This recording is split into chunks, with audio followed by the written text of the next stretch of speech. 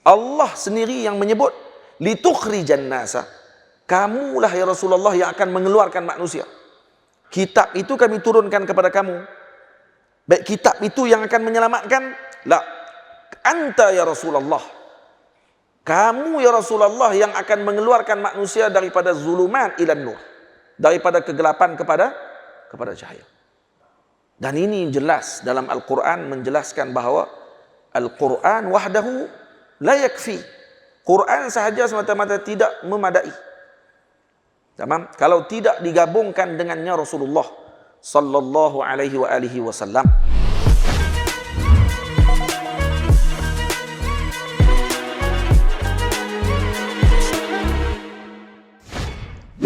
Assalamualaikum warahmatullahi wabarakatuh. Alhamdulillahi rabbil alamin. Wassalatu wassalamu ala ashrafil mursalin Sayyidina wa nabiyyina Muhammad ibn Abdullah Rasulil Amin wa ala alihi wa ashabihi wa man tabi'ahum bi ihsanin ila yaumiddin. Subhanaka la ilma lana illa ma 'allamtana innaka antal alimul hakim. Rabbi shrah li sadri wa yassir li amri wahlul 'uqdatam min lisani yafqahu qawli. Rabbi yassir wa la tu'assir, Rabbi tammim bi khair. Wa ba'd. Saya muliakan lagi, saya kasihi Al-Fadil Ustaz Mio selaku pengurusi majlis pada malam ini. Saya muliakan yang saya hormati Tuan Imam Ahli Jawatan Kuasa Masjid.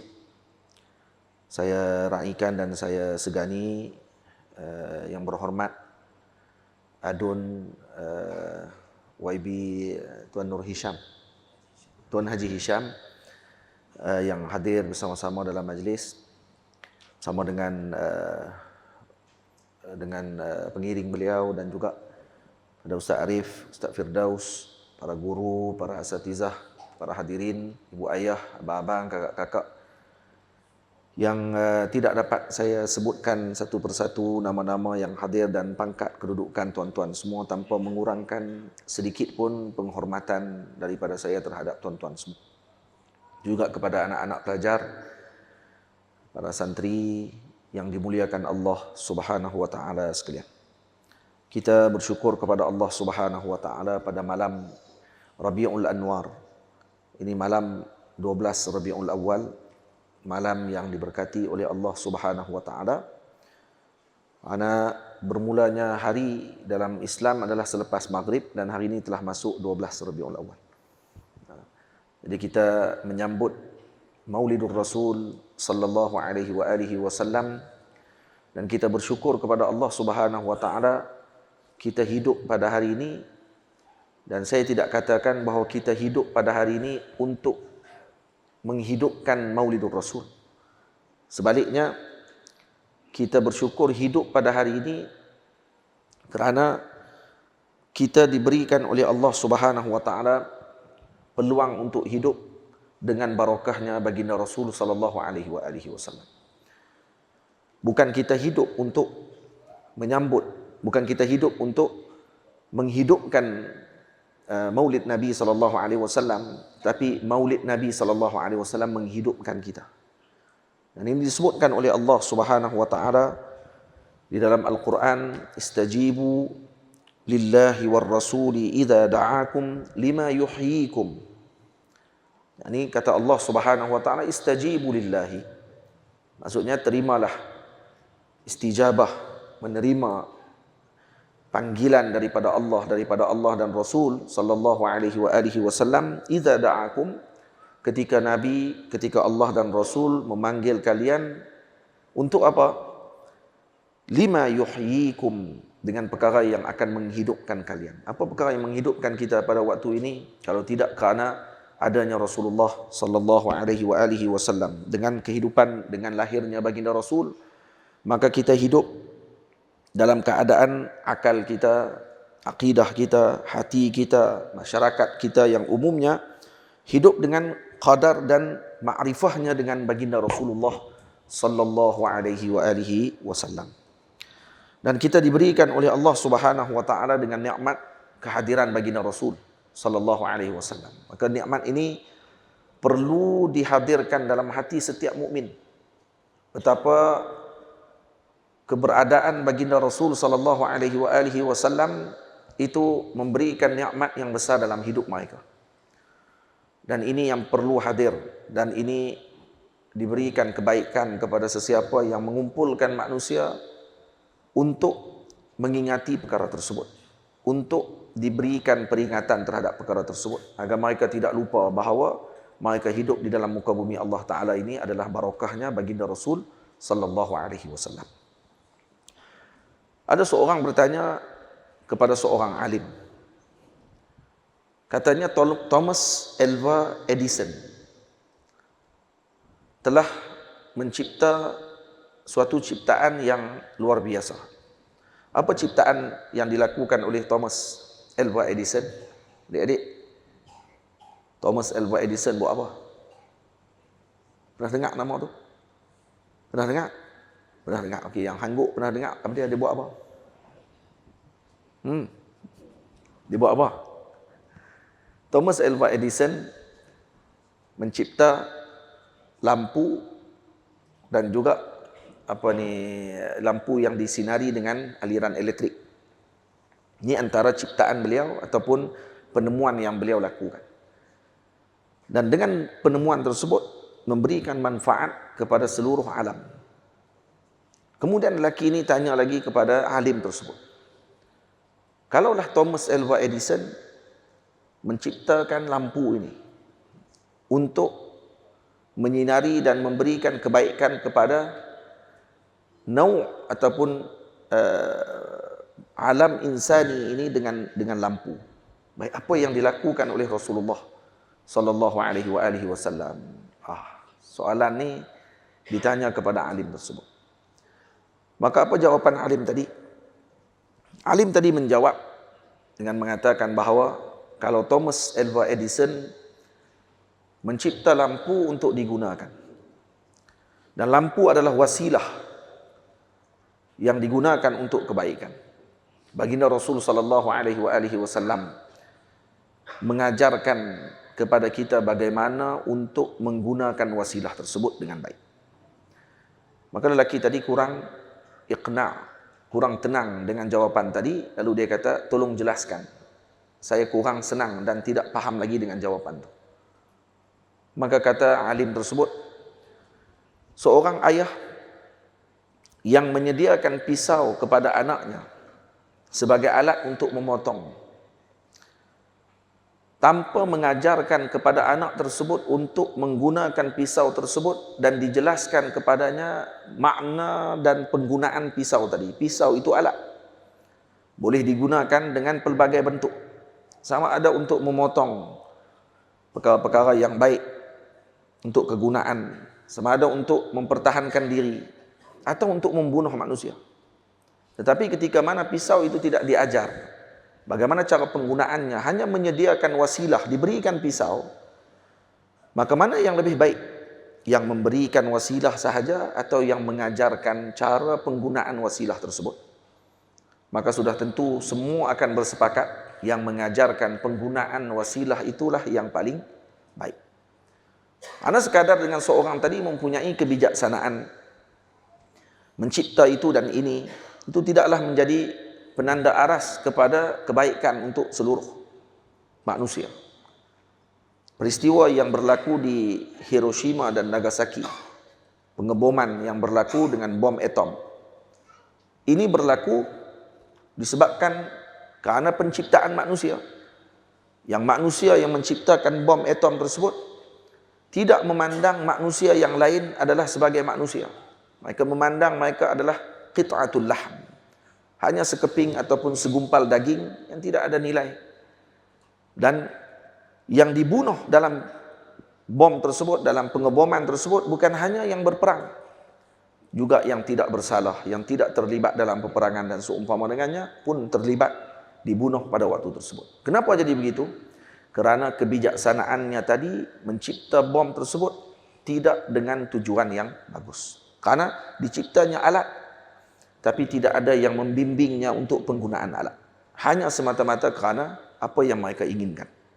Karena itu, Nabi kita Muhammad sallallahu alaihi wasallam memberikan kepada manusia dengan anugerah yang luar biasa, mengajarkan dan memberikan kepada kita semua dengan petunjuk kepada seluruh alam. Karena itu, kalaulah ditanya kepada kita apa yang diberikan, apa yang disampaikan oleh Rasulullah sallallahu alaihi wasallam kepada umat ini seluruhnya, maka ini dijawab oleh Al-Imam Al-Busiri radhiyallahu anhu. Beliau mengatakan, fa inna fadla Rasulillah laisa lahu haddun fayu'ribu anhu natiqun bifami. Fa inna fadla Rasulillah, sesungguhnya kelebihan Rasulullah sallallahu alaihi wasallam, laisa lahu haddun, tidak ada padanya had, tidak ada padanya sempadan. Fayu'ribu anhu natiqun bifami, yang boleh untuk diucapkan oleh mana-mana lidah, menjelaskan tentang apa yang diberikan oleh Rasulullah, karena tidak akan mampu kita menyebutkan kelebihan-kelebihan tersebut secara satu persatu. Karena tidak ada orang yang mengetahui tentang kelebihan dan keagungan serta apa yang diberikan oleh Rasulullah melainkan Allah Subhanahu wa taala. Allah Subhanahu wa taala lah yang mengetahui, dan bagaimana bentuk akal yang Allah taala berikan kepada seorang manusia, bagaimana tingginya kefahaman dan kekuatan akalnya, tetap dia tidak akan mampu untuk membalas walau satu nuqtah, walau satu titik daripada kebaikan yang Allah Ta'ala jadikan kepada Sayyidina Rasul sallallahu alaihi wasallam. Para hadirin yang dirahmati Allah, malam ini saya hanya ingin bicara berkenaan dengan beberapa ata'at, beberapa anugerah yang Allah Ta'ala berikan daripada Rasulullah sallallahu alaihi wasallam. Moga ini jadi bekalan untuk kita balik pada malam ini ke rumah kita masing-masing, penuh dalam hati kita ini perasaan kasih, perasaan ta'zim, perasaan rindu kepada Nabi kita Muhammad sallallahu alaihi wasallam. Pemberian pertama yang Allah Subhanahu wa taala jadikan dengan Rasulullah ialah Rasulullah sallallahu alaihi wasallam mengajarkan kepada manusia untuk mengenal Allah Subhanahu wa taala. Hada awal ma qaddamahu Rasulullah sallallahu alaihi wasallam lana. Ini pertama perkara yang diberikan oleh Rasulullah kepada, atau disampaikan, atau diberikan, atau dianugerahkan oleh Rasulullah kepada kita semua. Yang ini diajarkan kita mengenal Allah, memperkenalkan kita kepada Allah Rabbul Jalil. Kedua, Rasulullah mengajarkan kepada manusia bagaimana untuk hidup di dalam muka bumi Allah Ta'ala. Dan yang ketiga, Rasulullah mengajarkan kita bagaimana untuk mendapatkan kebahagiaan di kehidupan yang seterusnya, yaitu di akhirat. Hadirin yang dimuliakan Allah Subhanahu wa taala sekalian, perbincangan kita yang pertama, bagaimana Rasulullah sallallahu alaihi wasallam yuqaddimu lana, memberikan kepada kita dengan anugerah yang pertama, ata yang pertama, itu pemberian yang pertama, anugerah yang pertama, yaitu memperkenalkan kita kepada Allah Azza wa Jalla. Yani memperkenalkan kita kepada Allah Azza wa Jalla, ini adalah perkara yang paling utama untuk seorang tadi hidup di muka bumi Allah Subhanahu wa taala. Karena manusia pada seluruhnya disebutkan di dalam hadis Nabi sallallahu alaihi wasallam berada dalam kesesatan yang nyata, dan dengan sebab baginda Rasulullah Allah taala mengeluarkan kemurkaan Allah, mengangkat kemurkaannya dengan turunnya baginda Rasul sallallahu alaihi wasallam. Apa kata Rasulullah? Hadis yang diriwayatkan oleh seorang sahabat Nabi sallallahu alaihi wasallam, hadis yang diriwayatkan oleh Imam Muslim. Kata Nabi sallallahu alaihi wasallam, "Innallaha azza wa jalla nazara ila ahli al-ardi", sesungguhnya Allah Subhanahu wa taala melihat kepada seluruh ahli bumi, famaqatahum jami'an, arabahum wa ajabahum illa baqaya min ahli al-kitab. Allah Subhanahu wa taala ketika melihat ahli bumi pada ketika tersebut, maqatahum jami'an, Allah murka dengan seluruhnya. Arabahum wa ajamahum, Arab di kalangan Arab baik, di kalangan ajam yang bukan Arab baik, kesemuanya dimurkai oleh Allah, illa baqaya min ahli kitab. Berarti tengok di sini, illa baqaya, dimaksudkan dengan baqaya ialah satu kelompok yang masih tinggal menyembah Allah Ta'ala di kalangan ahli kitab. Dipanggil agama Hanifiyatis Samha, yang berpegang dengan ajaran Nabi Allah Ibrahim alaihissalam. Dan kita di dalam hadis ini menjelaskan kepada kita bahawa manusia pada waktu itu berlaku penyelewengan dalam semua sudut. Penyelewengan pada sudut akidah, penyelewengan pada sudut kekeluargaan, penyelewengan pada sudut kemasyarakatan, penyelewengan pada sudut kehidupan wanita, penyelewengan pada sudut pemahaman, penyelewengan pada sudut politik, dan seluruhnya berlaku kekecelaruan dan juga kekeliruan kerana tidak ada Nabi diutuskan pada waktu itu. Karena fatrah di antara Nabi Allah Musa Isa alaihi salam dengan Nabi kita Muhammad, alam ini tidak mempunyai utusan Allah selama 500 tahun.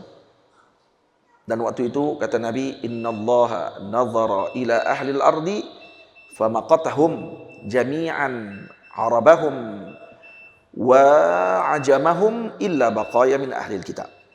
Yang seperti saya terjemahkan tadi. Tamam. Balik semula kita balik kepada perbahasan kita tadi, yang mana Allah Subhanahu wa taala menyebutkan, Sayyidina Rasul sallallahu alaihi wasallam menyebutkan bahawa sebelum diutuskan Rasulullah sallallahu alaihi wasallam, makhluk atau umat Nabi Muhammad sebelum baginda Rasul itu berada dalam keadaan yang dimurkai oleh Allah Subhanahu wa taala. Berlaku penyelewengan dan juga berlaku kelencongan pada seluruh sudut kehidupan manusia. Dan ketika mana Rasulullah sallallahu alaihi wasallam diutuskan oleh Allah, maka Allah menyelamatkan manusia daripada penyelewengan tersebut. Hadirin semua, kita pernah dengar atau pernahkah dengar bagaimana kehidupan masyarakat Arab pada ketika zaman jahiliyah? Mereka pada waktu tersebut menyembah berhala. Kanu ya'budunal asnam. Mereka menyembah berhala. Dan mereka menyembah berhala yang mereka cipta dengan tangan mereka sendiri. Dan ini menunjukkan jauhnya akal mereka daripada perkara yang logik, sehingga menyembah apa yang mereka sendiri lakukan. Dan mereka bukan tidak berakal, tetapi hati mereka tertutup daripada melihat perkara yang logik pada waktu tersebut. Para hadirin yang dimuliakan Allah, orang Arab pada zaman dahulu disebutkan oleh sebahagian masyayikh, menceritakan dalam kitab-kitab tarikh, ketika mereka ingin bermusafir, kalaulah sampai di tengah perjalanan di padang pasir yang mereka dapati ada berlaku masalah dan seumpama dengannya, maka mereka akan menggunakan susu yang mereka bawa sebagai bekalan dalam perjalanan, diadun dengan pasir. Kalau tidak ada air, digunakan susu, diadun pasir tersebut, dan kemudian dibuat bentuknya seperti berhala, lalu disembah berhala tersebut. Sanggup menggunakan susu yang sepatutnya digunakan dalam perjalanannya sebagai bekal, digunakan untuk adun pasir dan kemudian membentuk menjadi berhala dan menyembah berhala tersebut. Dan kemudian mereka akan tinggalkan setelah itu. Dan lagi ada di kalangan mereka yang keluar ke padang pasir contohnya, ataupun melihat batu, ketika mana berhenti berehat dan jumpa dengan batu, dia rasa batu ni comel, dia akan ambil batu tersebut, dia ambil 4 biji batu. Sebiji batu dijadikan berhala, 3 biji batu lagi digunakan untuk meletakkan dia punya periuk belanga dia untuk dia masak air ataupun masak gulai ke apakah, dibuat sebagai tempat meletakkan 3 biji batu digunakan untuk letakkan bekas qidr ataupun dia punya mangkuk atau dia punya periuk. Sebiji lagi digunakan untuk disembah pada waktu itu. Kemudian setelah mana selesai daripada dia duduk di situ, dia meneruskan perjalanan, ditinggalnya batu yang dia sembah tadi di situ. Datang pula satu lagi Arab, berhenti di situ, dia pula kagum pula tengok batu hak yang warna hitam hak kena bakar tadi ni, dia kata hak ni pula lagi comel. Dia ambil pula batu hak tadi jadi sebagai tempat diletakkan sebagai pelapik saja, batu tu pula dia ambil untuk sembah, batu hak disembah tadi pula dijadikan pelapik pula lah. Nah, untuk melapik dia punya bekas tadi. Pernah dengar sejarah ni? Pernah tahu kisah macam mana Arab menyembah berhala? Ajaib. Ada di antara mereka, ketika musim kesenangan, mereka akan kumpulkan kurma dan kemudian dipadatkan kurma tersebut dan membentuk bentuk berhala untuk mereka sembah. Dan ketika datang lapar, mereka akan kepok sendiri kepala berhala tu, makan, kepok tangan tadi sembah. Kemudian sekarang makan balik dia punya Tuhan. Dan ini berlaku. Dan ada berhala yang disembah mengikut kabilah. Ada berhala yang dibawa dalam beg. Ada yang berhala yang dibawa dengan di mana-mana dan seumpama dengannya. Ada yang dengan keluarga, ada yang seumpama dengannya. Dan ini tidak boleh disamakan dengan tawassul dan juga apa yang dilakukan oleh para muslimun. Hal ini jelas bertentangan dengan apa yang dilakukan oleh golongan tersebut, karena mereka menganggap ada yang menyembah manusia seperti yang berlaku kepada golongan Kisra. Di Parsi pada waktu tersebut mereka menyembah Kisra. Orang Parsi menyembah raja mereka dan menganggap bahawa darah raja tadi mengalir di dalamnya Tuhan. Karena itu raja Kisra pada waktu tersebut boleh untuk melakukan apa sahaja kepada sesiapa yang dia inginkan. Dia boleh untuk berkahwin dengan adiknya sendiri, dia boleh berkahwin dengan anak perempuannya sendiri, dia boleh ikut suka dia. Karena dikatakan di dalam darahnya terkandung darahnya Tuhan. Dan ini semua adalah kebatilan yang dibawa oleh mereka, dan ini tidak bersamaan sama sekali dengan yang berkenaan dengan masalah tawassul dan seumpama dengannya yang dilakukan oleh golongan mukminun. Karena kalau dikiaskan ini dengan apa yang dilakukan oleh musyrikun, maka kamu menyamakan golongan muslimin dengan musyrik. Golongan musyrik menganggap bahawa Tuhan-Tuhan tadi lahu taksir, memberi kesan kepada mereka. Muslimun tidak menganggap para wali Allah Subhanahu wa taala yang mereka bertawassul dengan kelebihan yang Allah Taala bagi kepada para aulia itu sebagai mempunyai taksir. Ini memberi kesan, yang memberi kesan hanya Allah Subhanahu wa taala, yang memberi manfaat dan mudarat hanya Allah Taala, dan ini diberikan izin oleh syarak untuk seorang tadi mengambil wasilah. Karena dalam Quran Allah Subhanahu wa taala sebut, ya ayyuhalladzina amanu taqullah wabtaghu ilaihil wasilah.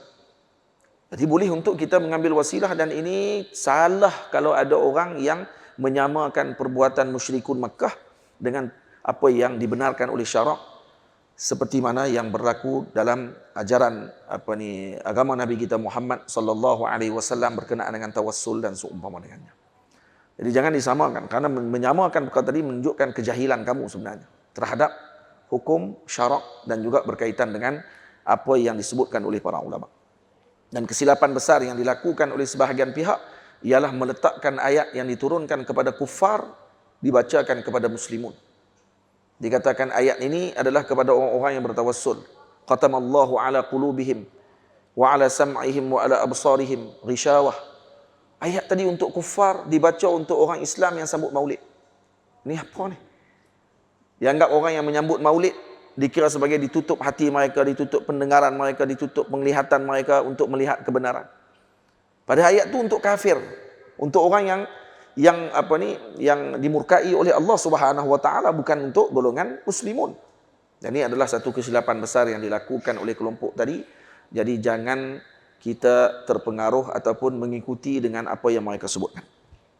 Para hadirin yang dimuliakan Allah, kesemua perkara yang kita sebutkan tadi yang berlaku dalam sejarah kemanusiaan, kebodohan yang dilakukan oleh mereka tadi ditutupi dengan cahaya hidayah yang Allah Subhanahu wa taala berikan melalui jalan Nabi kita Muhammad sallallahu alaihi wasallam. Jadi kita melihat bagaimana ada masyayikh, para alim di kalangan Arab, seorang penyair menyebut ulidal huda fal kainatu diya'u.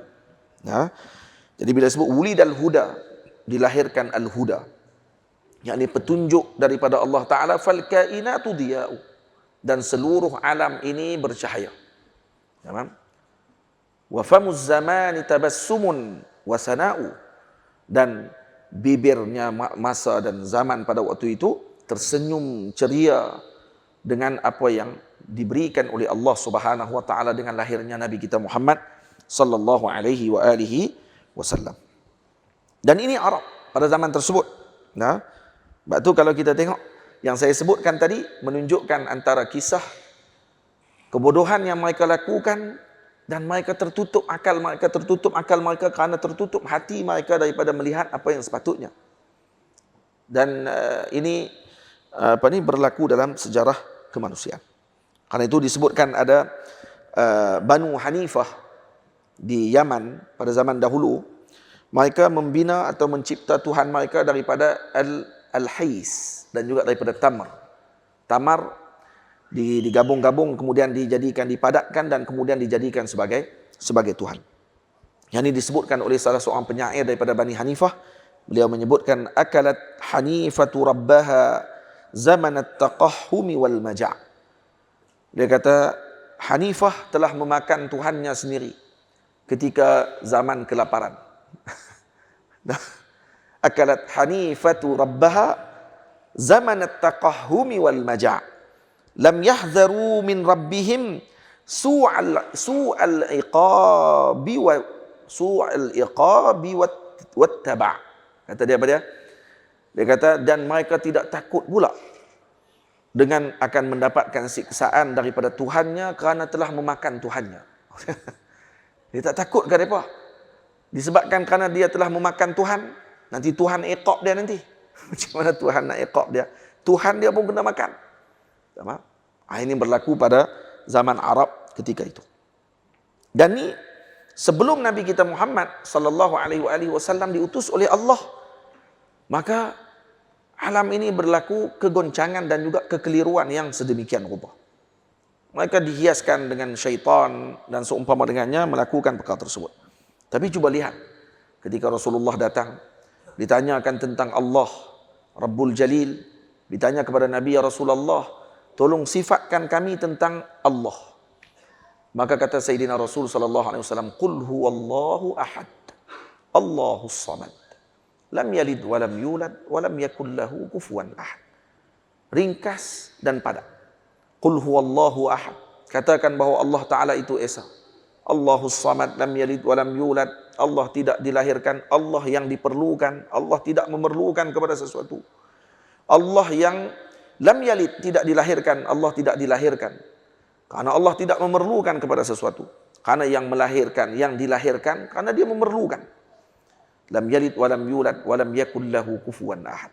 Dan bila disebutkan tentang sifat Allah, disebutkan Allahu la ilaha illa huwal hayyul qayyum la ta'khudhuhu sinatun wa la naum ila akhiril ayah dalam ayat kursi yang disebutkan oleh para ulama bahawa ini ayat yang paling afdal di dalam Al-Quranul Karim. Kenapa? Karena terkandung di dalamnya ayat berkenaan dengan sifat-sifat yang agung bagi Allah Subhanahu wa taala. Allah tidak tidur. Dan Allah tidak memerlukan kepada sesuatu. Allah tidak mengantuk dan seumpama dengannya. Maka ini yang dijelaskan oleh Nabi kita Muhammad sallallahu alaihi wasallam. Karena itu ini perkara yang diberikan oleh Allah Subhanahu wa taala kepada seluruh umat ini dengan apa yang kita dapat keluar daripada perkara tersebut. Baik.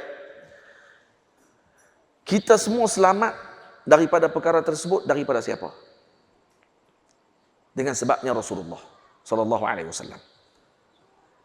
Hadirin semua ibu ayah yang dirahmati Allah, adakah dengan Quran sahaja akan memadai untuk kita diselamatkan?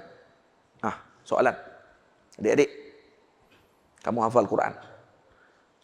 Adakah dengan Quran sahaja kamu akan selamat? Ni yang kamu yang tadi tutup kepala tadi. Berapa juzuk dah apa? Berapa juzuk dah? 2. Okey. 2 juzuk tu kira apa dah tu? Adakah cukup Quran sahaja akan menyelamatkan orang tersebut daripada segala perkara dalam dunia ini dan juga daripada kesesatan dan seumpamanya dengan Quran? Adakah akan selamat dengan Quran sahaja? Selamat adik? Ni kamu. Kamu? Selamat? Tak selamat? Baik, mana dalilnya? Aina dalil? Kamu kata tak selamat. Dia kata mesti tak selamatnya, mesti tidak, buat apa Syekh tanya. Ada siapa ada jawapan? Jawapan yang Allah Ta'ala sebut dalam Al-Quran. Quran sahaja tidak memadai dan tidak boleh untuk disebutkan. Allah Ta'ala yang sebut sendiri bahawa yang akan menyelamatkan kalian adalah Rasulullah. Mana dalilnya? Dalilnya daripada ayat Allah Subhanahu wa taala Alif Lam Ra. Apa surah Alif Lam Ra?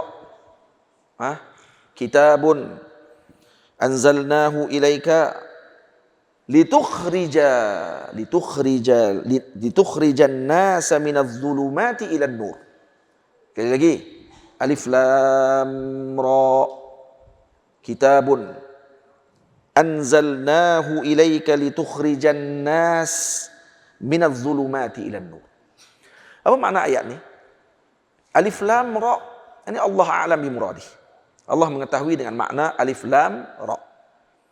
Kitabun anzalnahu, ini Al-Quran yang Allah Ta'ala turunkan, ilaika, kepadamu ya Rasulullah, litukhrijan nasa, untuk kamu mengeluarkan manusia minadh dhulumati ilan nur.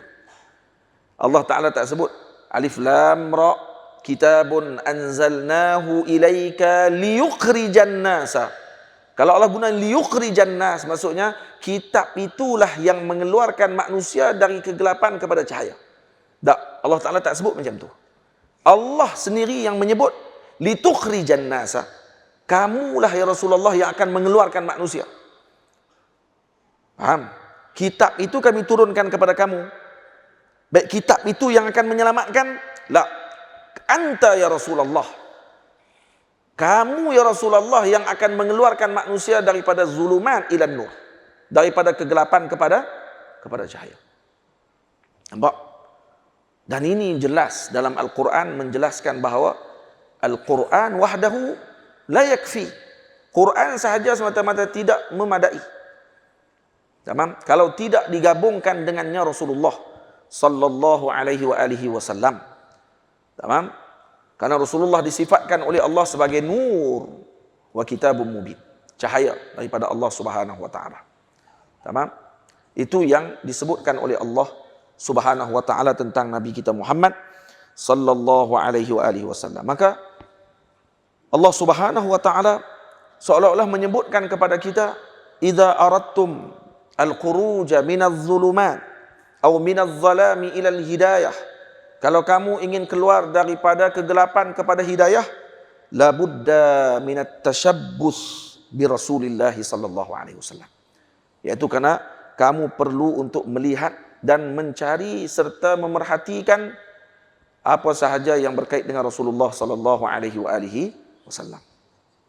Nak cari. Depa ni tak kenal saya ni. Depa duk ingat saya ni baik. Sebab sepanjang daurah itu ni tak marah. Duduk elok-elok. Orang kata. Ni cerita pasal Rasulullah. Ni kalau kita cerita pasal siapa-siapa, pasal pemimpin dalam dunia, hampa nak sembang, hampa nak tidur ikut suka hampa. Tapi kalau cerita pasal Nabi SAW, Al-Imam Malik radhiyallahu anhu tidak bergerak, digigit atau disengat oleh kalajengking sebanyak 16 kali. Tak bergerak pada ketika tersebut. Sampai merah wajah beliau. Dan setelah majlis ditanya, kenapa wajah Maulana Al-Imam merah dan berpeluh-peluh? Sedangkan musim itu musim sejuk. Kata beliau, saya disengat kalajengking sebanyak 16 kali. Kalajengking ada di atas kerusi tempat beliau mengajar dalam Masjid Nabawi. Dan kata beliau, kenapa Syekh, kata para muridnya, kenapa Syekh tidak berhenti? Kenapa Imam tidak berhenti? Kata dia, bagaimana saya mungkin berhenti? Sedang saya sedang membaca tentang hadis Nabi SAW. Dibaca hadis baginda Rasul, saya akan berhenti hanya kerana menahan kesakitan saya. Maka kerana itu Allah Ta'ala muliakan mereka. Kamu kalau nak mulia, kalau dengar pasal Rasulullah, duduk diam. Bukan bersembang, bukan main-main. Maksudnya kamu tak ada penting pun tentang Rasulullah. Faham? Kamu suka macam tu? Suka. Kalau kata Rasulullah disebut macam tu, apa tu kamu mengaku kamu cinta Rasulullah. Kepala otak. Cinta Rasulullah macam tu. Faham tak ni? Ni, 3 orang ni contoh yang mencintai Rasulullah. Boleh. Duduk depan. Faham? Faham ni? Faham. Terus. Main daripada mula majlis. Kalau orang geletek, kalau seronok, ambil buah temikai buah kepala, aku tahu. Buah temikai, tak mahu. Temikai apa tahu? Temikai apa duk tanam? Temikai apa duk tanam? Hang pula buat tak tahu dah, temikai apa dia tak tahu. Dia yang tanam, temikai apa dia buat tanam? Nama apa temikai tu? Ha? Ha, yang tu. Dia tahu dia sebut apa tau. Golden Melon. Macam orang Pahang pun. Orang Pahang lah. Bukan. Ha? Baik. Jadi ini perkara pertama yang Rasulullah sallallahu alaihi wasallam diutuskan oleh Allah Subhanahu wa taala untuk apa? Untuk mengeluarkan manusia daripada zulumat ila nur. Dan kita dah sebutkan tadi ayat Allah Taala yang menjelaskan bahawa tidak hanya memadai Al-Quran sahaja. Kalau tidak diberikan Rasulullah, tidak diutuskan Rasulullah sallallahu alaihi wasallam kepada kita semua. Hadirin semua, Al-Imam Khalid ibnu Ma'dan radhiyallahu taala anhu ketika mendengar tentang Rasulullah menangis beliau. Mukanya akan jadi merah. Kita sekarang dengar Rasulullah biasa. Saya datang sini bukan untuk ceramah kosong. Kalau saya nak ceramah kosong, lebih baik saya duduk di pondok saya. Kalau saya main nak ceramah kosong-kosong, ni adik-adik kena raikan ni orang tua-tua yang hadir untuk datang dengar ilmu. Dan kena hormati. Kamu mengaji, baca Al-Quran, hafal Quran, patutnya selari adab kamu dengan Rasulullah sallallahu alaihi wasallam. Kena selari. Baru betul adab tadi. Ustaz tidak marah, saya tidak marah dengan masalah ni. Cuma untuk beri kefahaman kepada kita semua selepas ni kena ambil berat. Bila sebut Nabi saja ambil berat. Dengar elok-elok. Kena tenang. Kena tetap pendirian duduk kita tadi dengan elok. Kenapa kata yang bicara sekarang ni tentang Rasul sallallahu alaihi wasallam. Tamam? Yang kedua, baginda Nabi kita Muhammad sallallahu alaihi wasallam diutuskan oleh Allah Subhanahu wa taala. Apa yang Nabi beri kepada umat?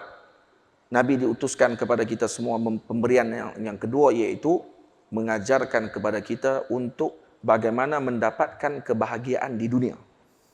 Atau di dunia. Nah, sebab tu kata para ulama, para nabi Allah Subhanahu wa taala, Allah Taala bukan hanya utuskan mereka untuk akhirat sahaja, untuk dunianya umat. Sebab tu ada nabi yang pandai dalam bidang pertukangan, ada nabi yang pandai dalam pertanian, ada nabi yang pandai dalam bidang perubatan dan seumpama dengannya, karena mereka diutuskan untuk memberikan kebaikan kepada umat Nabi Muhammad sallallahu alaihi wasallam seluruhnya. Karena umat Nabi Muhammad bermula daripada awal zaman sehingga ke akhir zaman, dan semua para nabi adalah umat Nabi Muhammad sallallahu alaihi wasallam. Lepas tu saya nasihatkan kepada semua, kalau yang boleh baca dalam bahasa Arab, ada pun saya rasa ada terjemahan bagi kitab ni, iaitu kitab yang dikarang oleh Al-Imam Al-Syeikh Abu Ali, Al-Imam Abul Hasan An-Nadwi rahimahullah. Di kitabnya Madza Qassiral Alam Binhitatil Muslimin. Yani apa yang akan berlaku kepada alam dengan mundurnya orang muslim. Kalau umat Islam mundur, apa yang akan berlaku kepada alam? Kena baca kitab ni. Ini kitab hadarah. Ini kitab berkenaan dengan ketamadunan Islam pada zaman dahulu, dan disebutkan oleh Al-Imam Al-Syeikh Abu Hasan Ali An-Nadwi rahimahullahu ta'ala dalam kitab tersebut, namuzaj, contoh-contoh yang diberikan dalam hadarah Islamiyah, dalam ketamadunan Islam tentang Nabi kita Muhammad sallallahu alaihi wasallam, dan juga apa yang ditunjukkan oleh para sahabat Nabi ridwanullah alaihim ajmain. Kalau kita baca sejarah Islam, bagaimana mereka berhidup, sama ada bukan dengan golongan muslimun. Kalau tengok dalam sejarah, dalam kitab yang dikarang oleh Al-Imam Abu Yusuf, dalam kitab Al-Kharaj, karangan Imam Abu Yusuf, murid kepada Imam Abu Hanifah radhiyallahu anhu, diceritakan tentang pada zaman Sayyidina Umar. Kalau kita baca pada zaman ni, Sayyidina Umar radhiyallahu anhu satu hari berjalan di jalan. Sayyidina Umar barat mengkagumi keadilan Sayyidina Umar, sehingga mereka meletakkan gelaran kepada Sayyidina Umar dengan apa? Dipanggil Ilahul Adl, Tuhan keadilan. Sampai tahu tu. Sayyidina Umar digelar dengan Tuhan Adil, Ilahul Adl. Sampai tahu punya depa kagum dengan Sayyidina Umar punya keadilan. Sayyidina Umar radhiyallahu anhu satu hari berjalan di kota Madinah, dan beliau melihat seorang lelaki sedang yastajdin nas. Yastajdin nas dengan makna apa? Sedang meminta-minta kepada manusia di jalan. Tolong bagi sumbangan kepada saya, tolong bagi sumbangan. Orang lalu dia akan minta macam tu. Lalu Sayyidina Umar kata, "Ma hadhihi adh-dhahirah?" Ni apa kena ni macam ni dalam negara yang saya memerintah pada waktu tersebut? Apa yang berlaku ni, kata beliau. Lalu dia pun tanya, Sayyidina Umar tanya kepada lelaki tersebut. Sayyidina Umar tanya, "Limadza tas'al?" Kenapa kamu meminta-minta wahai orang tua? Orang tua dia ni. Duk minta-minta. Lalu kata lelaki ini, as'alu lil jizyati wal hajati wa kibaris sin. Wahai Amirul Mukminin, saya meminta-minta kerana apa? Kerana ada 3 benda sebab apa saya minta. Saya tak ada duit, dia kata. Saya minta kerana saya nak kena bayar jizyah, cukai lah. Cukai yang dibayar dari orang yang bukan Islam pada waktu tersebut kepada kerajaan Islam. Saya meminta kerana saya nak bayar jizyah. Yang kedua, saya meminta kerana saya ini adalah memerlukan, kerana hajat, saya miskin, saya fakir. Dan yang ketiga, saya meminta kerana saya tak ada kerja, kerana saya dah tua. Maka Sayyidina Umar radhiyallahu anhu tanya lagi, kamu siapa dia ni? Kamu agama apa? Maka kata lelaki tadi, saya Yahudi. Hadirin semua, Yahudi ini disebut oleh Allah Subhanahu wa taala dalam Al-Quran, la tajidanna ashaddan nasi adawatan lil ladzina amanu al-yahuda wal ladzina asyraku. Kamu akan dapati yang paling kuat bermusuh kepada kamu adalah Yahudi. Yang Allah Taala sebut. Baik, apa Sayyidina Umar? Sayyidina Umar tak hafal Al-Quran, Sayyidina Umar hafal lebih daripada yang kita tahu dan malah memahami segala ayat yang Allah Taala turunkan. Bila ditanya ni, kamu siapa dia yang minta ni? Dia Yahudi. Dia kata, saya Yahudi. Apa kata Sayyidina Umar radhiyallahu anhu? Sayyidina Umar kata, "Dha'ul jizyata an adrabi haula'i la ta'khudhu minhum al-jizyah." Turunkan, gugurkan jizyah daripada orang tua ini, Yahudi ini. Jangan minta kepadanya cukai dan berikan kepadanya pula dengan harta dalam Baitul Mal untuk kehidupannya di masa tua dia kerana dia tak boleh kerja dah. Sayyidina Umar kata gitu. Dan Sayyidina Umar kata apa? Sayyidina Umar kata, "Ma ansafnahu idh akalna syabibatahu wa qadhalnahu 'indal haram." Apa maksud Sayyidina Umar? Sayyidina Umar kata, "Ma ansafnahu akalna syabibatahu." Jadi kita ni dikira sebagai orang yang tidak insaf, iaitu orang yang tidak berfikir dengan fikiran yang mendalam. Kita telah makan harta jizyahnya ketika dia muda, dan waktu ketika tua kita biarkan dia untuk mati dalam keadaan kelaparan. Ini bukan sikapnya saya, kata Sayyidina Umar. Maka gugurkan. Dia telah bayar jizyah ketika dia muda. Sekarang dia tua dan dia tidak mampu bekerja, dan dia terpaksa cari duit untuk bayar jizyah. Gugurkan jizyahnya, berikan kepadanya daripada Baitul Mal, dan bela orang tua ini sehingga dia mati. Dan ini yang dilakukan oleh Sayyidina Umar dalam sejarah Islam. Baik, siapa yang mengajarkan Sayyidina Umar dengan akhlak yang demikian rupa? Sayyiduna Rasul sallallahu alaihi wasallam. Ana baginda Umar radhiyallahu anhu ialah sahabat Nabi yang agung yang kita sedia maklum perkara tersebut. Al-Baladhari rahimahullah, salah seorang ahli tarikh, menyebutkan ketika mana peperangan Tatar masuk menyerang negara Kristian pada waktu itu, negara Muslim. Dan dalam negara Muslim waktu itu ada sekali dengan orang Nasara, orang Nasrani, orang Kristian. Dan dilihat tentera orang-orang Kristian bersama dengan tentera Muslimun mempertahankan negara pada waktu tersebut daripada serangan tentera Tatar. Lalu ditanya kepada golongan Kristian pada waktu tersebut, dia kata, limadha yuqatiluna ma'al muslimin diddat Tatar? Kenapa kalian semua berperang bersama dengan golongan muslimun, maksudnya bersama dengan muslimun untuk lawan golongan Tatar pada waktu tersebut? Apa kata golongan Nasara waktu itu? Mereka menjawab, wajadna al-adla wal-rahmata wal-khaira fi dhilli hukumatikum. Kami dapati keadilan, rahmat, kebaikan Allah Ta'ala berikan ketika berada di bawah pemerintahan golongan muslimun. Maka disebabkan tu kami bersama dengan mereka mempertahankan negara ini agar tidak masuk kepadanya Tatar. Macam tu sekali. Dan kalau kita baca dalam sejarah Islam, para hadirin semua, contohnya tentang wakaf. Dalam sejarah Muslim ada wakaf-wakaf yang ajaib, yang kita tidak tasawur. Kita duk faham lah ni wakaf mesti wakaf masjid saja. Orang nak buat masjid ada wakaf, pakai wakaf masjid.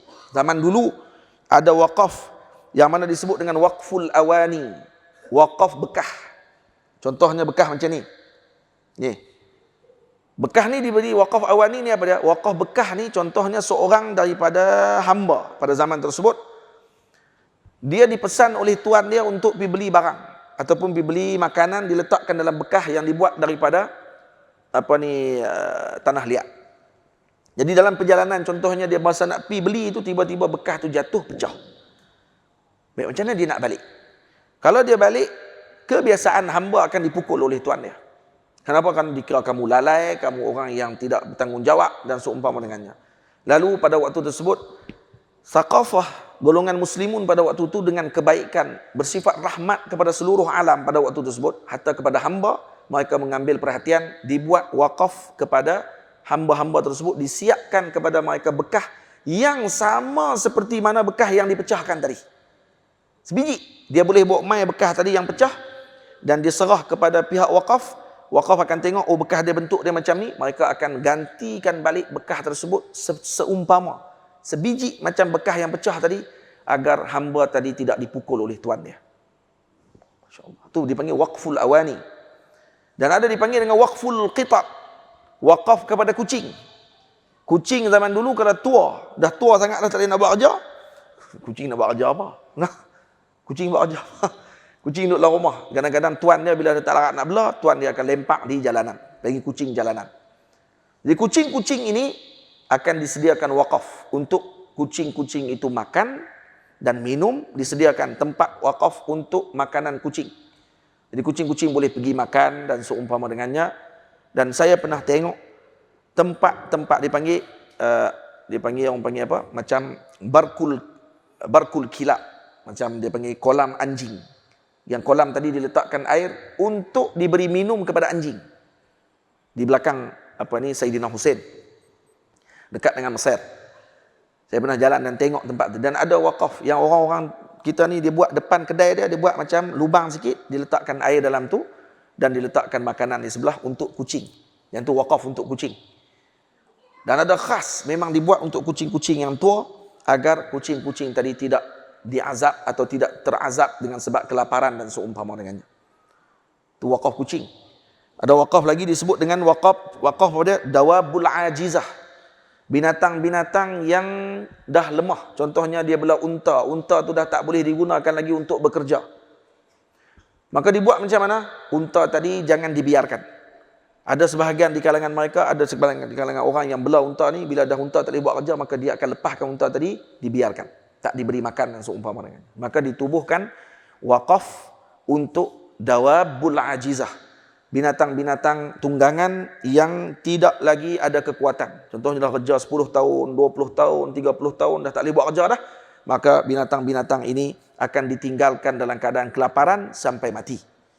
Dan wakaf ini dibuat untuk orang-orang yang tak mampu lagi nak jaga unta-unta ataupun kudanya, lembunya yang dia tidak boleh gunakan lagi untuk buat kerja, dihantar ke tempat wakaf tersebut. Untuk apa? Untuk dijaga, diberi makan sehingga unta tadi mati. Kalau dia tak buat kerja dah, unta tu tak buat kerja dah, cuma duduk diberi makan saja. Dari mana duit tadi dapat? Dari wakaf. Dan hospital pada zaman dulu diceritakan oleh guru saya Maulana Syekh Usamah Al-Azhari. Ada satu keajaiban di hospital zaman dulu ni. Orang lah zaman lah takut pergi hospital, betul? Dengar maklum-maklum, dengar hospital pakat taubat tak pergi dah. Saya pun takut, kan? Dengar hospital je takut. Dengar hospital je takut. Kita pula kalau nak bagi anak-anak tak mau bagi sakit je, kita nak bawa pergi hospital. Kita duk takutkan dia tu. Jadi budak pun takut dengan hospital daripada kecil. Sebab apa? Sebab mak dia duk ajak dah. Ditakut-takutkan, dimomokkan dengan hospital. Zaman dulu, orang dulu nak masuk hospital. Tak ada apa pun bawa sakit nak masuk hospital. Kenapa? Karena kalau masuk hospital, pertama makan free. Dan dia akan dijamu. Makan tadi lebih sedap daripada duduk kat luar. Jadi, orang-orang ni kadang-kadang ada yang di kalangan para gelandangan. Hak duduk di tepi jalan ni, mereka akan buat-buat sakit. Kenapa? Karena mereka dapat makan free dalam hospital. Jadi ketika ke hospital, doktor tahu. Doktor ni cerdik. Dia tengok tahu dah pembohong. Dia main cek dulu. Kata saya sakit, teruk duduk tak katil.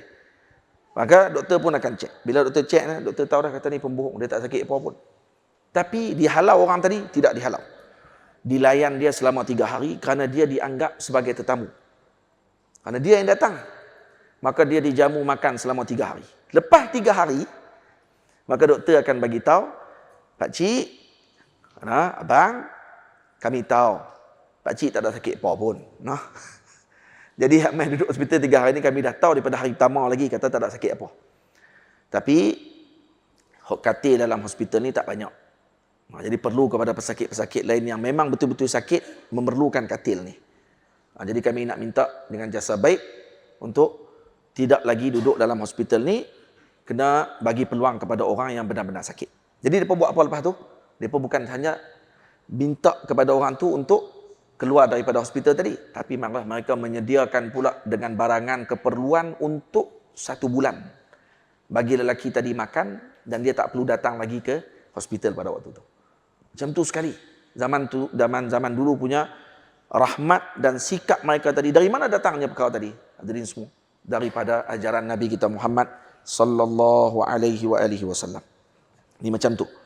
Dan ni ada lagi dipanggil waqaf kepada wanita-wanita yang ghawadib. Dipanggil waqfun nisa'il ghawadib. Waqfun nisa'il ghawadib ni adalah waqaf kepada wanita-wanita yang dimurkai, dimarahi oleh suaminya. Kalau suami marah kepada dia dan suami tadi suruh keluar daripada rumah, maka isteri kadang-kadang yang dihalau daripada rumah ni jadi pening. Ini berlaku dalam kisah, ada seorang syekh ditelefon oleh seorang perempuan dan perempuan tadi maklumkan masalah yang berlaku kepada dia. Kata, saya dimarahi oleh suami saya dan suami saya halau saya keluar daripada rumah, saya tak ada tempat nak duduk. Dia kata, duit tak ada, apa pun tak ada. Maka syekh ni cerita, dia kata, saya teringat, dia kata, zaman dulu ada dipanggil waqfu an-nisa'il ghawadib. Waqaf bagi wanita-wanita yang dimurkai. Dulu ada rumah yang disiapkan untuk wanita-wanita yang kena halau dengan suami dia. Dia boleh duduk di rumah tu, disiapkan makanan kepadanya, ada tempat tinggal, dan sampailah urusan suami tadi akan fikir balik, dia kena balik bersama dengan isteri dia. Dia tak boleh dah buat macam tu, barulah dia akan datang ambil balik isteri dia pada waktu tu. Hatta waqaf macam tu pun dibuat pada zaman tersebut. Zaman dulu juga ada waqaf untuk musafir. Kalau kita musafir dalam perjalanan, dia akan letak ada satu sunduk waqaf, satu bekas waqaf. Dalam tu orang-orang yang musafir boleh ambil sekadar berapa yang dia inginkan dalam sepanjang perjalanan. Kalau contoh duit dia hilang tengah jalan, bila kalau buat waqaf macam tu, kotak tu pun hilang. Kotak dekat arena kali dengan kotak-kotak tu baik. Tapi zaman dulu mereka akan ambil, kerana tahu ni harta waqaf. Harta waqaf ni tidak boleh digunakan melainkan oleh kepada orang yang perlu sahaja dan yang kena dengan syarat bagi pewakaf. Itu Imam An-Nawawi radhiyallahu anhu tidak pernah makan buah-buahan yang ada di Dimash. Imam Nawawi tak pernah makan buah-buah di Dimash. Orang tanya, kenapa Imam Nawawi tak makan buah di Dimash? Di Damsyik, di Syria. Kata beliau, kerana di Dimash ini banyak tanah-tanah wakaf yang diwakafkan oleh pewakaf kepada fuqara, kepada masakin dan seumpama dengannya. Saya bimbang buah-buah tadi daripada kebun-kebun tu menyebabkan saya telah termakan harta wakaf yang bukan disyaratkan untuk saya. Macam tu sekali. Tamam?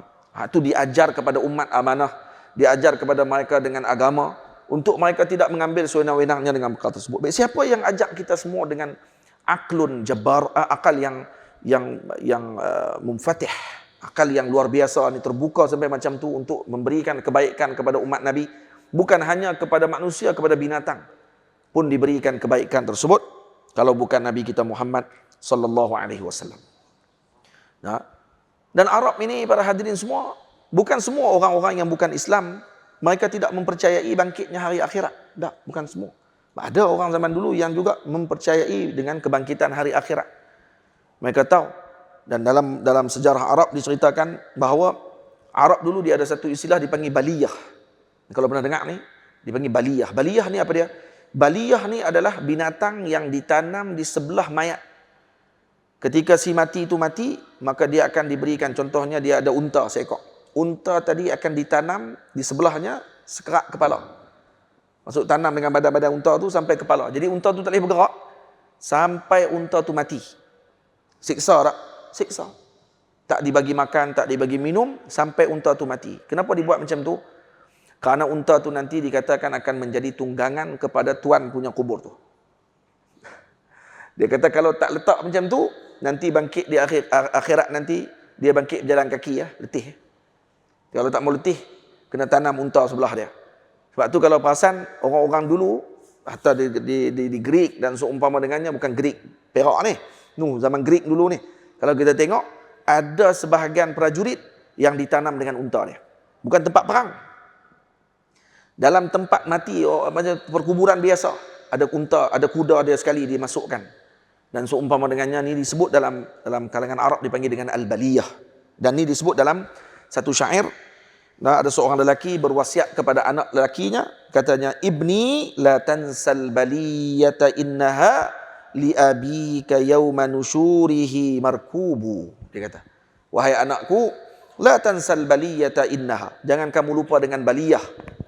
Innaha yakni baliyah itu li abika yawman nusyur, pada ayah kamu ketika hari kebangkitan kelak, markubu, agar ayah kamu nanti akan boleh ada kenderaan. Dia pesan ke anak dia, jangan lupa, no? Ini wasiat ayah kepada kamu. Itu hadirin semua, siapa yang menyelamatkan kita daripada kezaliman yang demikian?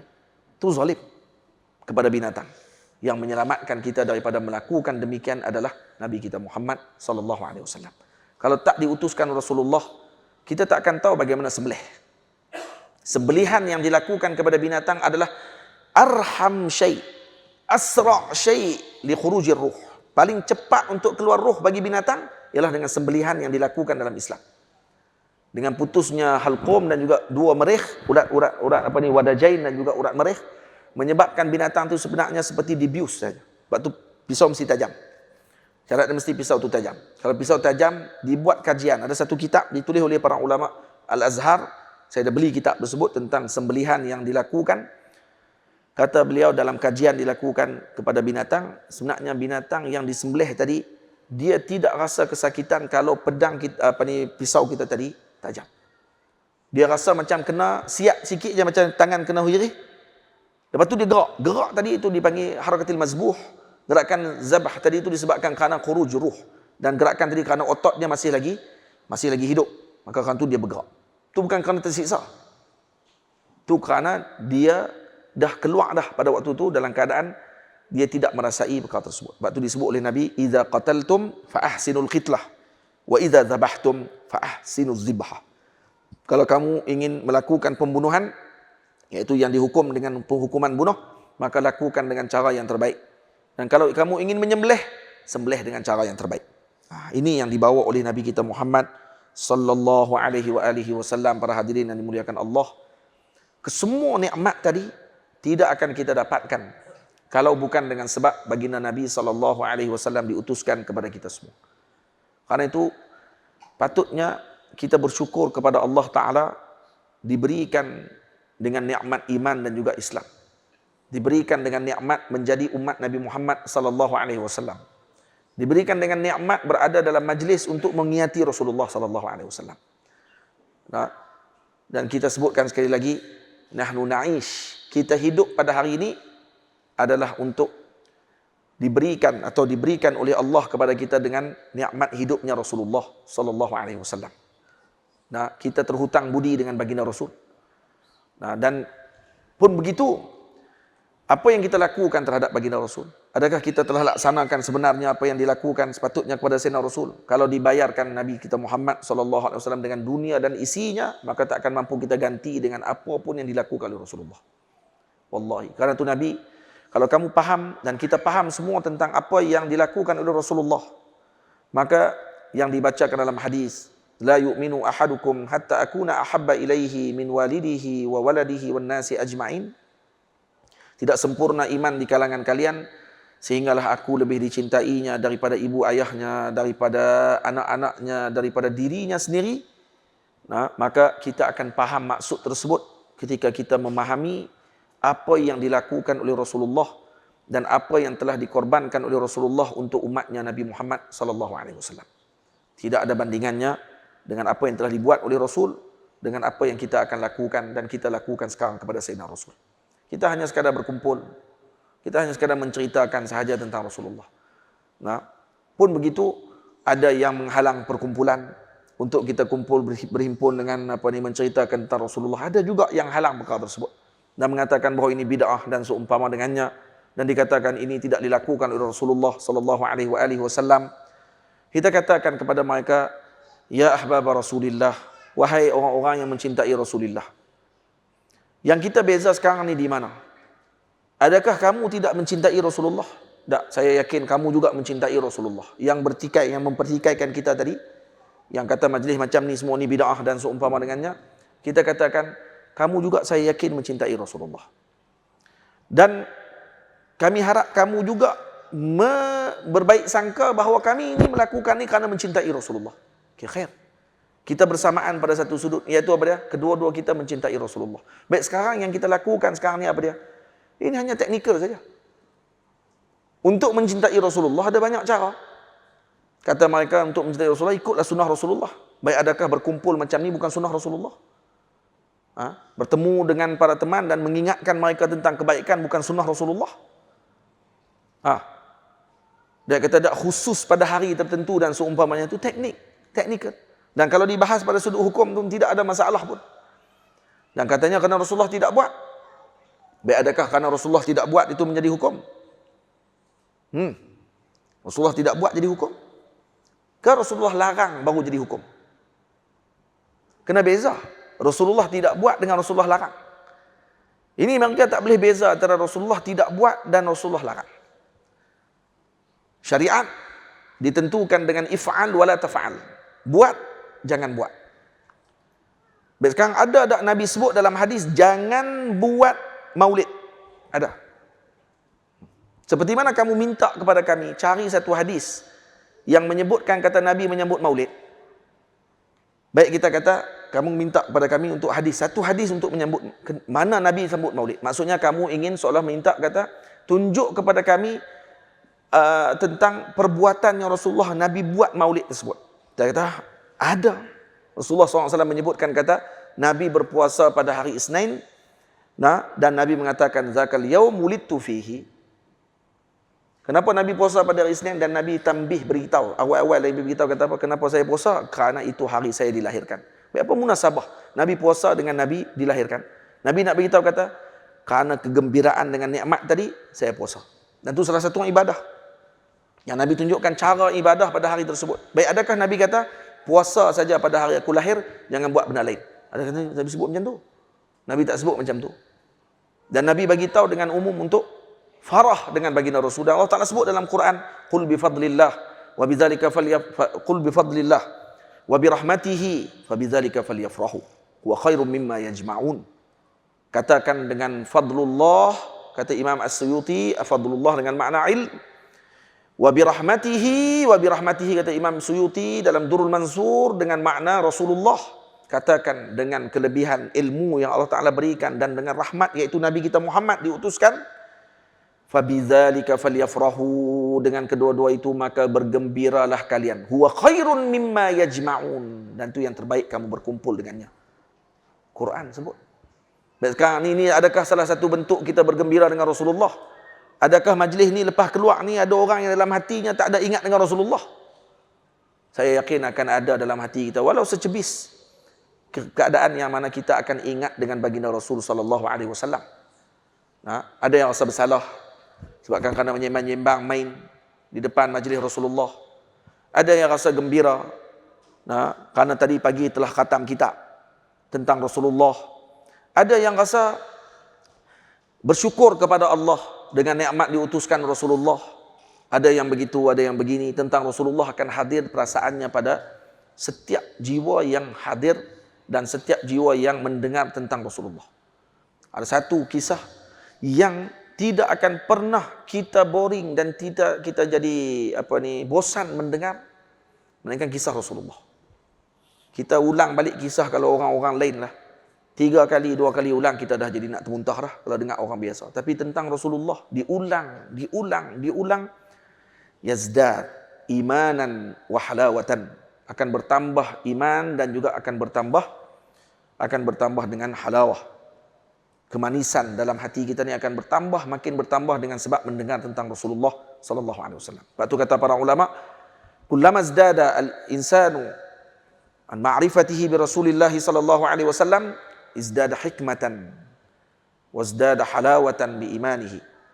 Setiap kali orang tadi bertambah dalam hatinya pengetahuan tentang Rasulullah, akan makin bertambah hikmah dalam dirinya dan akan makin bertambah kemanisan dalam kehidupannya, karena yang dipandunya pada waktu itu adalah Sayyidina Rasul sallallahu alaihi wasallam. Musyrikun dimurkai oleh Allah karena tidak mengenal Rasulullah. am lam ya'rifu rasulahum fahum lahu munkirun. Adakah mereka kerana tidak mengenal Rasulullah menyebabkan mereka mengingkari Rasulullah? Cuba tengok, tak kenal Rasul lah menyebabkan orang tadi ingkar. Kita masih banyak kerja kita tak buat. Saya cerita tadi di rumah pak cik ayah kepada Ilyah, salah seorang santri saya. Dan saya dah cerita dalam kelas baru-baru ni penutup kuliah saya pada malam ni, bahawa kita di negara kita sekarang, anak-anak muda kita yang kita dapat ini, alhamdulillah ni. Sebab tu saya kata tadi, saya tak marah langsung ni kat adik-adik ni, saya cuma pesan kat mereka saja. Agar lepas ni kalau dalam majlis mana-mana pun yang sebut tentang Rasulullah, apa-apa saja majlis, duduk dengan tenang, dengan beradab, jangan main-main dan seumpama. Biasalah budak-budak biasa macam tu. Tak faham? Ni jangan anggap saya marah ni. So duduk depan je pun. Nah, dalam salah apa, duduk depan dia pun akan jadi terkenal. InsyaAllah jadi ulama-ulama besar nanti. Amin. Amin. Amin. Ha. Deh, jadi ulama besar nanti ya. Nama apa? Naufal. Ni? Nama apa? Haziq. Ni? Daniel. 3 orang jadi alim nanti insya-Allah. Amin ya rabbal alamin. Bukan 3 ni saja, semualah. Hak depan menjadi jadi alim nanti insya-Allah. Amin ya rabbal alamin. Amin ni. Doa ni mustajab ni. Ha. Jangan main-main. Boleh? Okay. Hadirin semua, Allahumma salli ala sayyidina Muhammad. Saya nak cerita apa tadi lupa dah. Nak cerita apa tadi dia ni? Ha? Saya nak sebut apa tadi hujung tadi? Sebelum bertanya kamu tu. Sebut apa? Ha? Anak muda zaman sekarang. Ini penutup saya, last. Hadirin semua, bila saya tengok anak-anak muda yang datang ke masjid ni, walaupun ni daripada tahfiz datang, lepas tu di luar pun datang anak-anak muda ni, saya rasa kegembiraan. Tapi kita masih banyak kerja lagi nak kena buat sebenarnya. Ada anak-anak muda di luar sana yang Rasulullah pun dia tak kenal. Ni kita buat live, tiap-tiap hari buat live, cerita pasal Rasulullah, baca kitab tentang Nabi, syarah tentang Rasulullah. Dia pun tak dengar kita. Nah, sebab konten-konten yang ditengok lebih ramai ialah konten masak. Betul? Dan sebab tu ikon-ikon dalam negara lah ni semuanya tukang-tukang masak. Ada alim seorang diangkat sebagai ikon? Ada? Boleh kira lah dengan jari. Tapi banyaknya dianggap sebagai yang memberikan. Sebab apa? Sebab waktu masak tak kata ke orang. Tu ya, bagus. Sebab tak kata ke orang, dia masak, jadi ikon dalam negara. Dianggap sebagai penyatu paduan umat dan seumpama dengannya. Jadi alim-alim yang mengajar ilmu dan seumpama dengannya, ini masih lagi tidak dipandang pada waktu tersebut. Kenapa? Karena yang dinilai pada waktu itu adalah dengan view. Yang dinilai pada waktu itu dengan berapa ramai orang yang tengok apa yang diucapkan. Baik, tak ada masalah apa. Tak ada kisah apa-apa benda tersebut. Tapi kita jadi risau. Karena banyak lagi kerja kita tak buat. Yang mana kita akan jadi malu nanti dengan Sayyidina Rasul SAW. Yang mereka buat kajian, mereka pergi buat dipanggil social eksperimen. Pergi tanya anak-anak muda yang dekat Bukit Bintang. Tanya dekat Kuala Lumpur berjalan ni. Ada anak dah. 2-3 orang dah anak duk berkilik. Tanya Rasulullah, tak kenal. Macam mana dia menikah dulu? Macam mana dia ambil bini dia sebagai isteri dia waktu dia ketika dia ucap dengan nama Allah dan Rasul, dia terima bini dia, Rasulullah dia tak kenal. Tak aibkah? Macam mana dengan anak dia nanti? Generasi anak-anak dia nanti macam mana? Ila man rahimah rabbuh. Mungkin dia akan hantar anak dia nanti pergi mengaji agama. Walaupun dia kata saya tak apa nak kenal, tapi saya hantar anak saya mengaji agama. Khair, alhamdulillah. Tapi ada yang terus hanyut. Malah lepas tu akan menjadi orang-orang yang akan mempertikaikan agama Allah Subhanahu wa taala. Jadi ini sebenarnya adalah cabaran yang patut kita fikirkan bersama. Bukan hanya memberikan kepada mereka dengan kegembiraan, dengan seronok anak-anak muda orang panggil berkumpul ramai-ramai sahaja tanpa diberikan dengan pengisian ilmu dan juga kebaikan kepada mereka tentang Rasul sallallahu alaihi wasallam. Jadi saya hakikatnya gembira dengan majlis yang kita jalankan dalam 2 hari ini, dan saya mohon maaf banyak-banyak kepada pihak majlis, dan saya ucapkan tahniah kepada pihak masjid, juga kepada yang berhormat yang sudi hadir dalam majlis pada hari ini. Moga-moga Allah Subhanahu wa taala bagi kebaikan kepada semua. Daripada peringkat atas kepimpinan sampailah seluruh peringkat daripada masjid dan masyarakat umumnya di sini diberikan dengan kebaikan oleh Allah Subhanahu wa taala berkat Nabi kita Muhammad sallallahu alaihi wasallam. Karena tidak akan berlaku semua perkara yang kita lakukan pada hari ini kalau bukan kerana Rasulullah sallallahu alaihi wasallam. Maka moga-moga Allah Taala kumpulkan kita bersama dengan Sayyidina Rasul sallallahu alaihi wasallam dan dapat minum air daripada tapak tangan Nabi sallallahu alaihi wasallam yang mulia dan mencium tangan dan kaki baginda Rasul sallallahu alaihi wasallam di dunia dan di akhirat, sama ada secara jaga ataupun dalam tidur, diberikan oleh Allah nikmat-nikmat tersebut kepada kita semua. Berkat Nabi kita Muhammad sallallahu alaihi wasallam. Saya mohon ampun, mohon maaf terkasar bahasa, tersalah bicara saya dalam majlis pada hari ini. Moga-moga Allah Taala kumpulkan kita pada masa akan datang di dalam majlis-majlis yang seterusnya untuk memberikan kebaikan dan kefahaman kepada umat tentang junjungan besar dan syariat agama Allah Subhanahu wa taala. Wassalamualaikum warahmatullahi wabarakatuh.